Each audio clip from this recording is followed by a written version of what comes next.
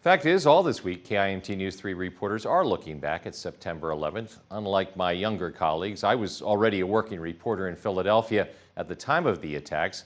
I was on vacation in North Carolina and was watching the network news as first one and then two jets crashed into the World Trade Center towers on that clear, brilliantly blue late summer morning.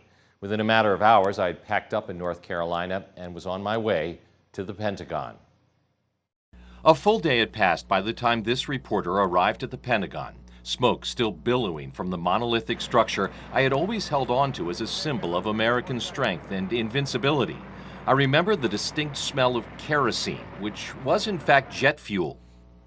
You had basically every type of emergency vehicle and the sirens from that, and then on top of that, just a really acrid smell from the burning jet fuel. And to be honest, most of my memories are a little bit fragmented because I was only 3 years old at the time. When I saw Second Lieutenant Hannah Bourne interviewed about her memories, I was surprised by how similar they were to my own. She and her baby sister Heather were inside the Pentagon daycare center during the attack. Service members showed up at the door and started loading infants into cribs and then just carried the cribs like half a mile to the river.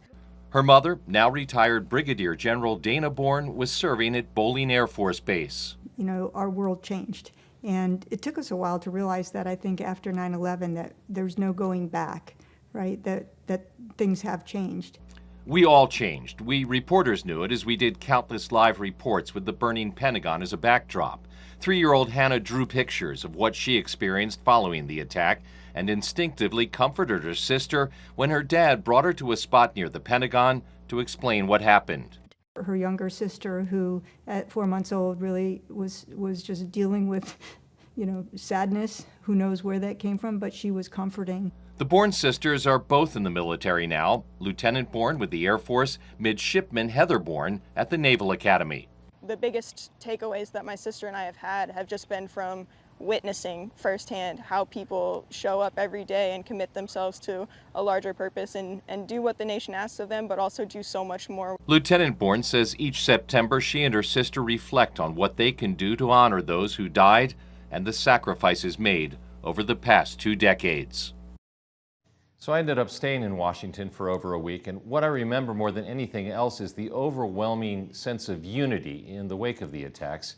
Democratic and Republican leaders met at the White House with then President Bush, and afterwards they would hold joint news conferences up on Capitol Hill. I remember running into then Senator Joe Biden and Republican Senator John McCain talking earnestly to one another at the Russell Senate Office Building.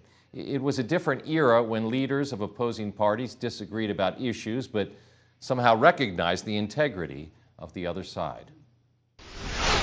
I was already well into my career as a television reporter when 9/11 happened, but I was on vacation. I was in North Carolina on that morning. I called the television station to find out what my marching orders were at that point. I was working in Philadelphia at the Fox-owned television station. My boss didn't have a plan right away. He said to hang tight. So we went into Wilmington, North Carolina to give blood. And I remember talking to other people who were standing in line, and there was a collective grief, a unity. There was a real pulling together of people on that day. I went directly from North Carolina to the Pentagon, and I reported live for at least a week. I was there doing live reports, and it was just it was a chilling experience to see the Pentagon, because you think of it as this sort of it's a symbol of the United States.